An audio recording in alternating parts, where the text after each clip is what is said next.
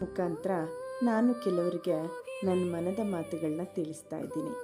ನೋಡಿ, ಕೆಲವೊಬ್ಬರು ಹೊಟ್ಟೆವರಿಯಿಂದ ಅವ್ರಿಗಾಗದೇ ಇರೋರನ್ನ ನೋಡಿ ಅವ್ರು ಏನು ಮಾಡ್ತಾರೋ ಅದನ್ನೇ ಕಾಪಿ ಮಾಡ್ತಾ ಹೋಗ್ತಾರೆ.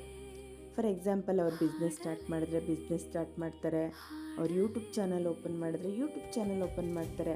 ಹಾಗೆ ಅವ್ರು ಎಲ್ಲ ಆ್ಯಕ್ಟಿವಿಟೀಸ್ನೂ ನೋಡಿ ನೋಡಿ ಕಾಪಿ ಮಾಡ್ತಾ ಹೋಗ್ತಾರೆ.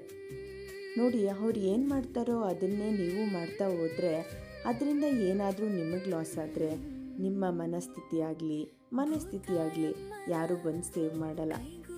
ಮನಸ್ಥಿತಿನ ನಿಮ್ಮ ಫ್ಯಾಮಿಲಿನ ಗಮನದಲ್ಲಿಟ್ಕೊಂಡು ಸೋತ್ರು ಗೆದ್ದರು ನನಗೆ ತಡೆಯೋಕ್ಕೆ ಶಕ್ತಿ ಇದೆಯಾ ಇಲ್ವಾ ಅನ್ನೋದನ್ನು ತಲೆಯಲ್ಲಿ ಇಟ್ಕೊಂಡು ಮುಂದುವರಿಯೋದು ಒಳ್ಳೆಯದು. ಬೇರೆಯವ್ರ ಬಗ್ಗೆ ಹೊಟ್ಟೆ ಕಿಚ್ಚನ್ನ ಬಿಟ್ಟು ನಿಮ್ಮ ಅಂತರಂಗದಲ್ಲಿ ಏನಿದೆಯೋ ಅದನ್ನು ಬಹಿರಂಗಪಡಿಸಿ, ಅಂದರೆ ನಿಮ್ಮ ಟ್ಯಾಲೆಂಟ್ ಏನಿದೆ ಅದ್ರ ಕಡೆ ಫೋಕಸ್ ಮಾಡಿ.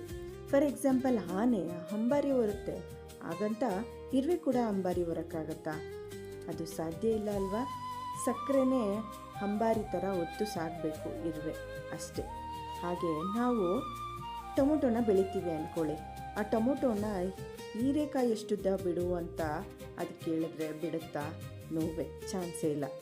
ಹಾಗೆ ಕೋತಿ ಥರ ಮರದಿಂದ ಮರಕ್ಕೆ, ಒಂದು ಮರದಿಂದ ಇನ್ನೊಂದು ಮರಕ್ಕೆ ಜಿಗಿತಾ ಹೋದರೆ ಮುಖ ಮುತ್ತಿ ಮುರ್ಕೊಂಡು ಬೀಳ್ತೀವಿ ಅಷ್ಟೆ.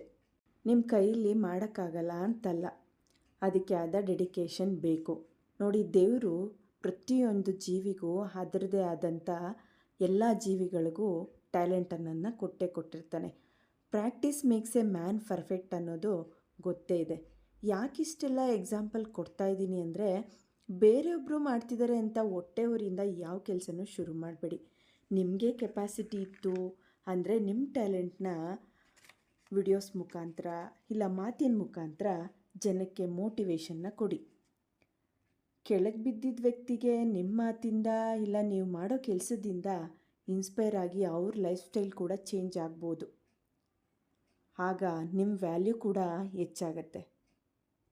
ಒಬ್ಬರಿಗೆ ಒಳ್ಳೆಯದನ್ನು ಮಾಡೋಕ್ಕಾಗಿಲ್ಲ ಅಂದರೂ ಪರವಾಗಿಲ್ಲ, ಕೆಟ್ಟದನ್ನಂತೂ ಮಾಡಲೇಬಾರ್ದು. ಸಾಧ್ಯವಾದರೆ ಬೆಳೆಯೋಣ, ಇಲ್ಲ ಅಂದರೆ ಬೇರೆಯವ್ರನ್ನ ಬೆಳೆಸೋಣ. ಇದೇ ಇವತ್ತಿನ ನನ್ನ slogan. Thank you for watching. Love you all. Take care.